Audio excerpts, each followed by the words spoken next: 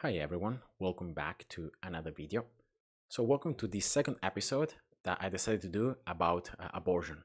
I've tried to tackle this topic because I believe that it's very important to share some knowledge about it, to inform people, and especially young people, about what is abortion, what's actually going on, and uh, and and yeah, just trying to help you in case you might be watching this video to critically think about these issues.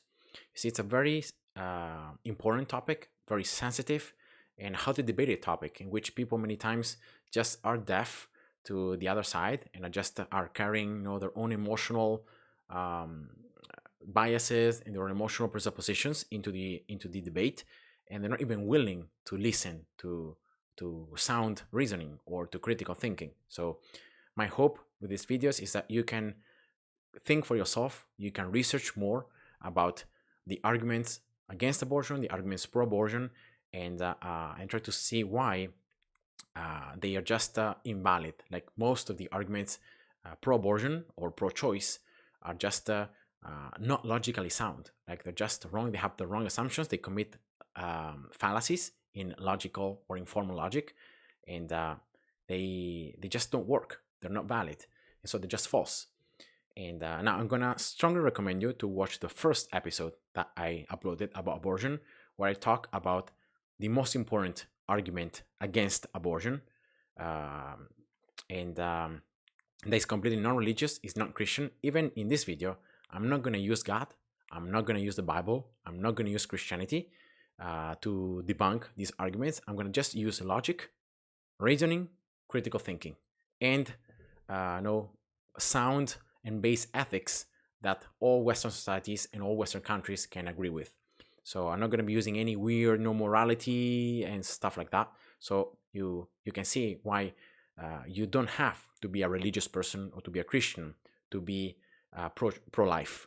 You can be completely secular and you can still show why abortion is wrong and why it shouldn't be illegal, right? So yeah, that said, let's start. I'm gonna go pretty quickly here because you can see that these arguments commit almost the same fallacies or have the same hidden wrong assumptions. Uh, and um, and yeah, let's start with the most common ones. Women have a moral right to decide what to do with their bodies. Now, what is the wrong assumption here? The wrong assumption is that abortion is not wrong.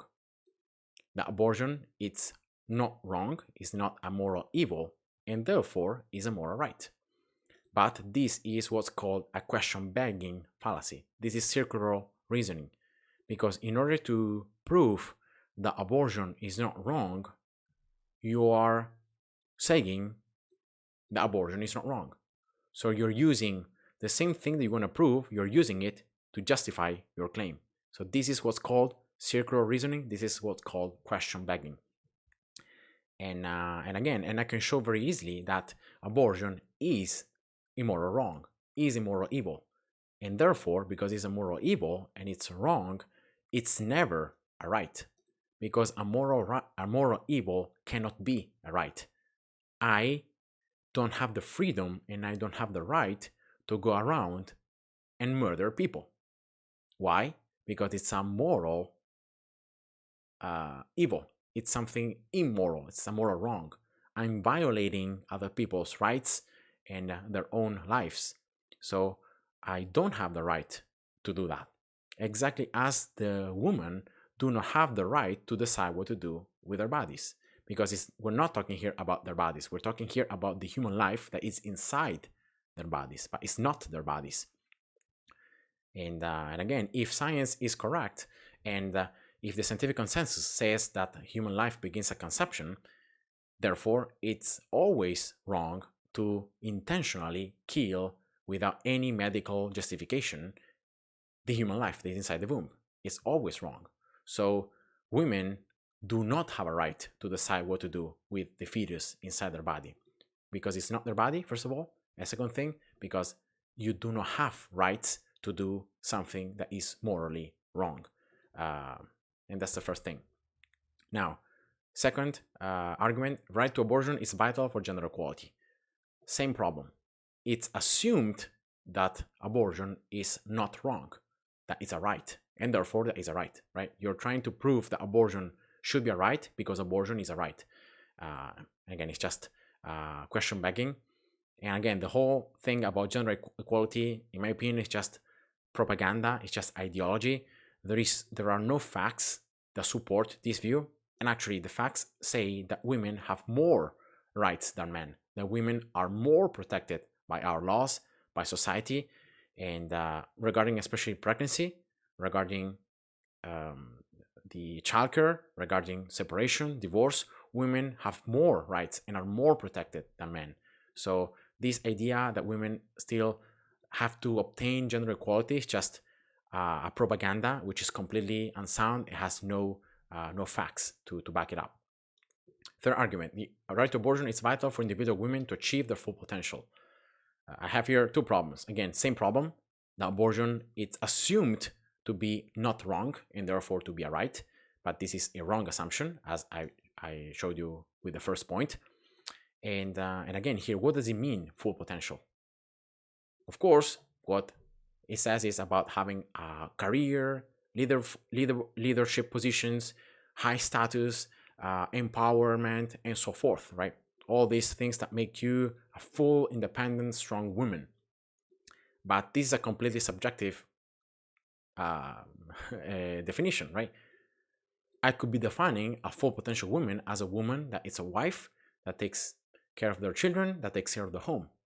That's also a full potential woman. So why are you saying that women can only be potential, only achieve their full potential if they become like leaders or high status positions, or they're paid a lot, right? Other than maybe staying at homes and maybe not even working because they take care of the house, they take care of the children, right? You can see how that's actually uh, inequality, right? Because you're holding a double standard. You're considering that certain women are better than others. And again, this is just dumb. Fourth point: banning abortion puts women at risk by forcing them to use illegal abortionists. And again, this is just a dumb statement if you think about it, if you consider it, because of the fact that, again, abortion is considered as a right, so as something that is not wrong and is assumed to be not wrong. And again, if I just consider that banning something, right, that is wrong, is bad for society, I'm already like, I have delusional ideas. Try to do this, right? Banning slavery puts men that wants to have slaves by forcing them to seek slaver traders or people that sell slaves illegally. Look how dumb, see how dumb the argument is? And that's exactly how that sounds. Because abortion is not a moral right, but it's a moral evil. It's a moral wrong thing to do. So if we ban it, that's a good thing, and we should encourage, and we should ban it. And again, even if there are some people that that want to still have it, that are going to go through illegal procedures, or that are going to find illegal abortionists, that doesn't mean that banning it was actually wrong. And again, it's just, I think this is like basic logic 101. And these are just arguments used in propaganda for an ideology, but just very easily debunkable. And then the last one is: the right to abortion should be a part of a portfolio of pregnancy rights that enables women to make a truly free choice whether to end a pregnancy. Again, here, same problem. Abortion, it's assumed to not be wrong, to be a right. And therefore, it should be a right that enables women to make a truly free choice whether to end a pregnancy. And again, we have seen how this is just false, right? And second thing is that you don't have the freedom to make a truly free choice if that choice determines a violating of the rights of another person, especially violating the right to life of another human being. So again, you're not free to make that choice. You can't make that choice because that would be unethical and it would be immoral. And again, just try to change the terms here. The right to pedophilia should be part of a portfolio of pedophilia rights that enables men or women that pedos to make a truly free choice whether to have no to commit pedophilia or not. Like, see how just dumb that sounds, and that's exactly what this is saying. The only thing is that the hidden assumption is that abortion is considered not a wrong. And again, that's it. I'm not gonna go for more than that. I'm gonna put this article in the description below. You can check more about what it says here, and I recommend you to critically think about it and try to find the issues with each point that is presented. Right? Try to find the problems in each of these descriptions or in each of these arguments.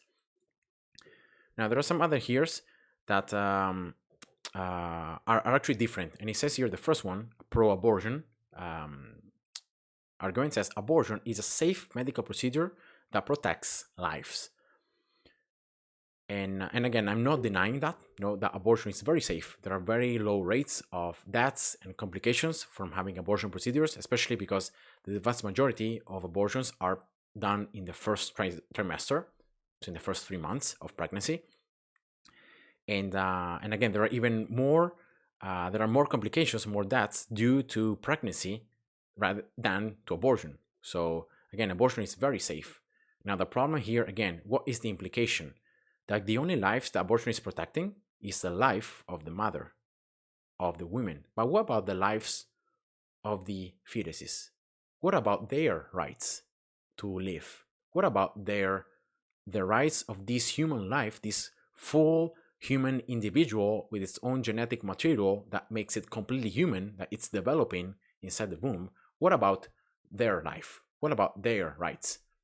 And again, you can see how this just assumes that either the fetus is non-living or is not a human being, is not a person, therefore it has no rights. And therefore, the only lives that we should be caring about are the lives of the mothers or the women. And again, just wrong. And second, here is abortion bans endangered healthcare for those not seeking abortions. And again, this is so dumb. But like here, they're trying to show that the women that for problems, for real medical conditions in their pregnancies, like ectopic pregnancies or some other pregnancies that sometimes cause complications, death, and so forth, that these women would have no possible healthcare solutions to these medical conditions if abortion would be banned. It's just nonsense. Like, it's like gynecologists stop to exist if abortion is not practiced anymore. Like gynecologists just don't exist anymore, or like there are no more clinics about pregnancy and about childbirth and so forth. And like in my opinion, it's just such a dumb argument to say that like if you ban abortion, you don't allow these women that have real medical conditions to access to the system and to be able to have treatments. And again, like an evil doesn't justify another evil. And then the third point is that abortion bans deny bodily autonomy, creating wide-ranging repercussions. And again, this I've just talked about it before. You don't have a right to your bodily autonomy if that right is immoral or it's wrong. So you don't have a right to do something wrong. And therefore, if with that right you are killing an innocent human life, therefore that means that you can't have that right. And so again, my body, my choice, no, because first of all, it's not your body. And second thing, it's not your choice either, because there are limits to the choices that we can take. I can't take the choice of killing my mother, my father, my other people, and then just being free with it. It's just my choice. Shouldn't I have the freedom to have my choices? Of course not. So you can see how just basic ethical and low knowledge just allows you to see how this just doesn't work and it's just wrong. And then some more here. I found this website, which I think are people, normal people, talking about like abortion. And here there are some other issues. For example, a very, very common argument is this one. Like, I'm pro-choice because I didn't think there is any reason why women should have to face all the consequences from something she did not do alone. And it says, if a guy can get a woman pregnant and then run away, there is no reason why she should be the one responsible for everything. And again, this is wrong for two main reasons. Like, the first reason is that more than 95% of women that seek abortions, right, are due to consensual sexual relationships. So that means that these women wanted to have sex with the other person. They weren't forced, they weren't raped, they weren't abused. They wanted to have sex. And you see, getting pregnant, creating a new human life, is the most natural result of engaging in sexual activity. It's not a side effect, it's not something unexpected, right? So, this argument just assumes that pregnancy or like the getting pregnant like is a side effect. It's something that, well, you see, I just wanted to have sex. Unfortunately, I got pregnant. Well, too bad. It's like when you take a pill for your headache and then you have like maybe stomach ache, right? It's not a side effect. It's natural. Like the most natural result of engaging in sexual activity is to create a new human life. But denying that new human life its rights or denying that it's a human doesn't solve anything. And that's why I think that there should be more sexual education about this topic. Like, I think that many young women do not even know what abortion is, don't even know what they're going through. They just believe the lies of the ideology, right? Saying that, yeah, it's not alive, it's not a human being, don't worry, you're not doing anything wrong.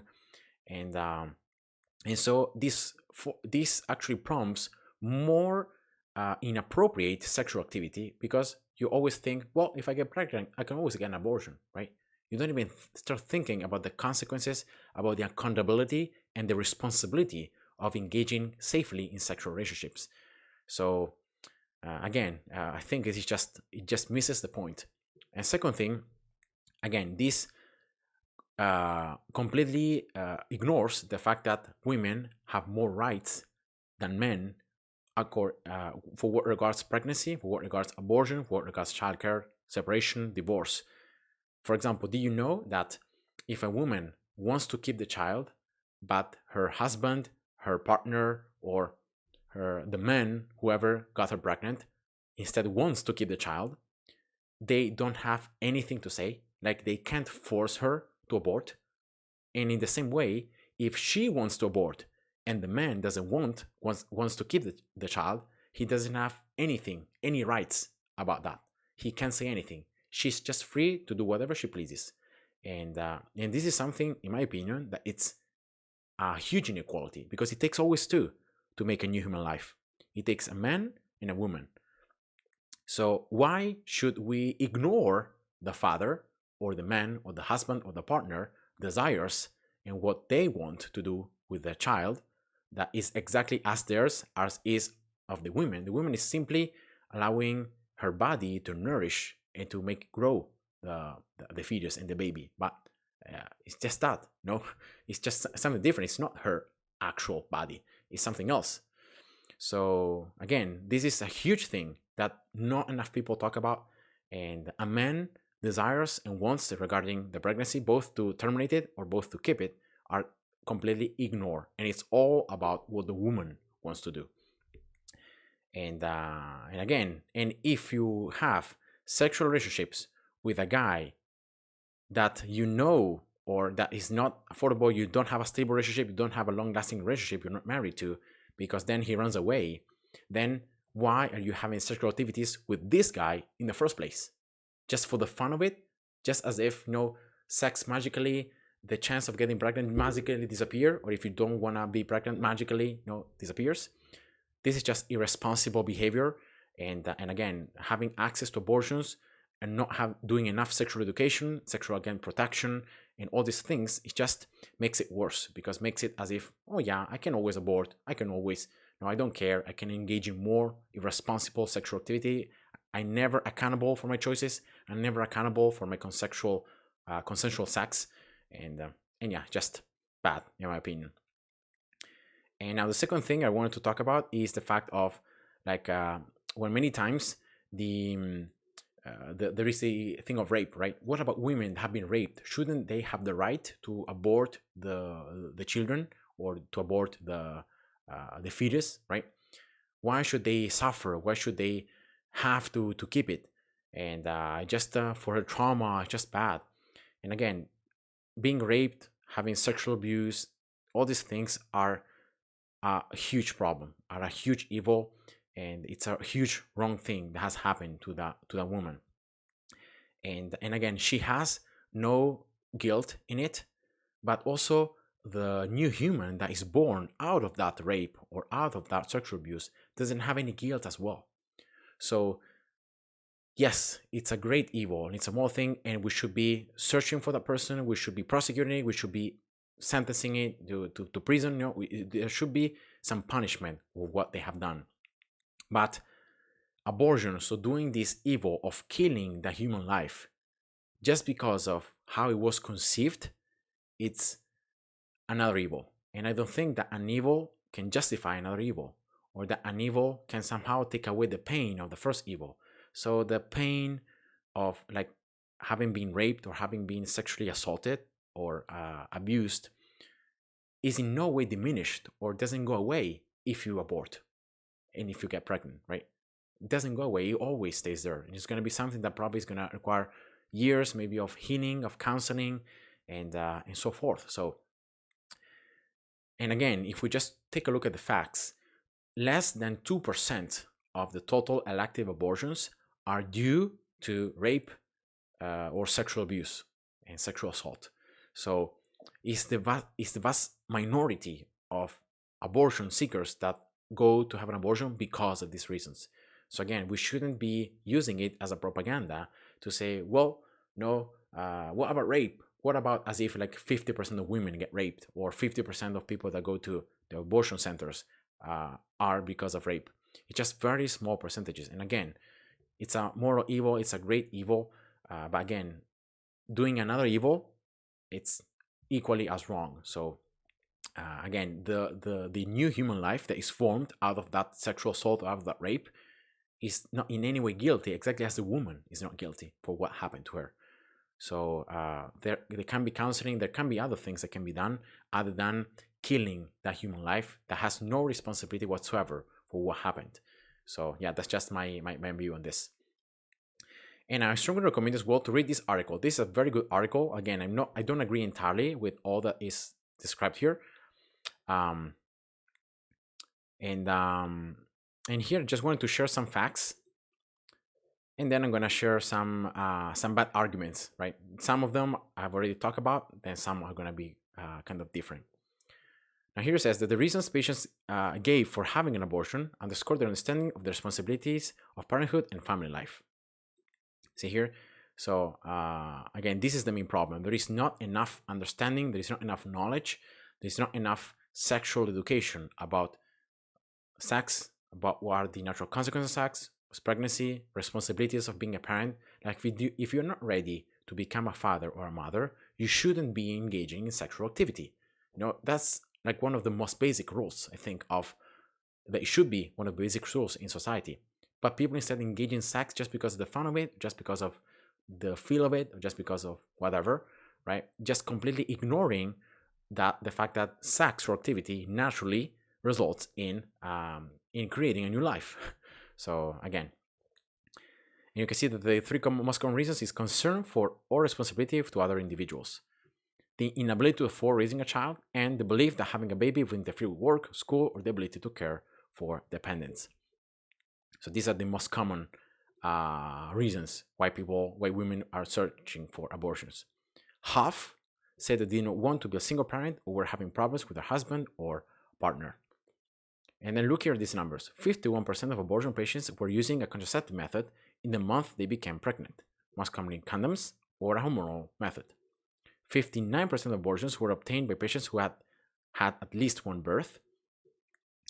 Some 75% of abortion patients were poor or low income.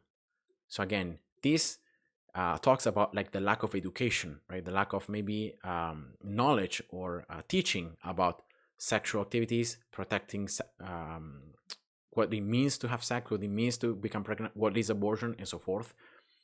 And again, these are just stats. So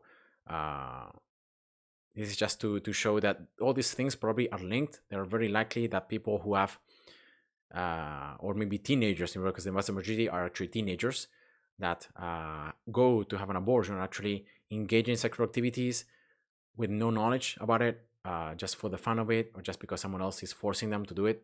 Um, and then they are in these homes where there is probably little education. Also, the parents probably are not educating them about that. And yeah, so it's just things to reflect on, no? To think about. And as I said before, most of the arguments are going to be question begging, both for against abortion and both also pro abortion. For example, here says that abortion is murder. Again, if we define murder, right? Abortion is killing babies or children. Adoption is a better option than abortion. Where pregnant women just must keep the pregnancy and give birth. Abortion should not be used as birth control. Women who have abortions are irresponsible. Again, a good person wouldn't have an abortion, or women who have abortions feel guilty. All these arguments are presented from the other side, and many of these arguments are actually question begging. So again, abortion is murder assumes that abortion is wrong, right? Actually assumes that killing fetuses is wrong, since murder means wrongful killing. Again, this is sometimes playful of words, so that's why I don't like a lot about this argument, about this article. But again, the words are important, and how we define terms is important. So that's why the definition, I think, of abortion is actually the killing. So killing, where is it? Yeah, an abortion is the intentional killing of a fetus to end a pregnancy. So this is, in their opinion, according to this article, the most, the best definition of what abortion is. Because if you say an abortion is the murder of an unborn baby or child, you are um, you are implying, the murder, which is the wrongful killing, in the baby of the, and then you're calling the thing that's the fetus, or the life that's inside the womb already a baby of a child. So you're giving it words that have emotional weight. And again, some things I agree on, some other things I don't, because I think that abortion is murder for the very fact that you're intentionally killing an innocent human life. And you see, that's the definition of murder: when you kill someone intentionally with no proper justification. That's actually the definition of murder. So I think that, other than in some circumstances, medical conditions, when there is the risk of health, of death to the mother, or to the fetus, the abortion should always be wrong. It should never be performed. And and then here it just say assumes. So it's all the question begging fallacies, right? And then again, the pro-abortion arguments, again, that are wrong for the same reasons. So the question begging is exactly what I talk about. Abortion is a personal choice. Couples should be able to make that choice. Women have a moral right to have abortions. Women have the right to do whatever they want to do with their bodies. Well, if you don't like abortions, then don't have one. And then those who oppose abortion just want to control women. All these arguments can be debunked or shown to have assumptions which are false, or which are not shared. So again, this is how they are. They fall down. Especially here, they want to the right. Women have the right to do whatever they want with their bodies. There are rights. There are limits to rights, and sometimes we don't have the right to do what's wrong. If abortion were wrong, then perhaps women wouldn't have the right to have them. And this claim just assumes abortions are not are wrong. Now here, look at the words, right? It says sometimes, it says perhaps. So it always leaves the option that if this wouldn't be the case, so if sometimes we do have the right to do what's wrong, or if sometimes women have the right to have abortions, then of course this claim becomes good, or becomes not anymore question begging. But again, as I said before, if you exclude any real medical conditions, the vast majority of elective abortions are and should be considered wrong. And and again, here what I don't really agree with this article is this page right here. Abortion ends a life. They here try to imply that, well, sperm cells are alive, so they're life, right? Eggs also are alive, so they're living, they're biologically alive. And therefore, if you say that abortion ends a life, it just assumes, right, that you're killing a life. But again, I think that that's just wrong. Fetuses are biologically human beings. That's the definition, what the science says. It's not like they're just merely biologically alive, but they are biologically human beings. They are completely, entirely individuals with their genetic material that makes them humans, right from the moment of conception. So that's why the sperm itself, yes, it's alive, but it's a living thing, right? An egg also, but when they unite, their fusion makes the zygote, and this zygote is not anymore just merely something biological alive, but it is a human being. And that's why I think that this argument just crumbles and it falls apart when they try to show that this is actually a false uh, objection against abortion. And and again, here I don't agree when it says the Bible says abortion is wrong, because here they're quoting Exodus 21 to try to justify that abortion is considered as a monetary issue, and therefore no, it shouldn't be considered if you're killing a life. But this is just a bad understanding of what Exodus actually says. So this is the part, by the way.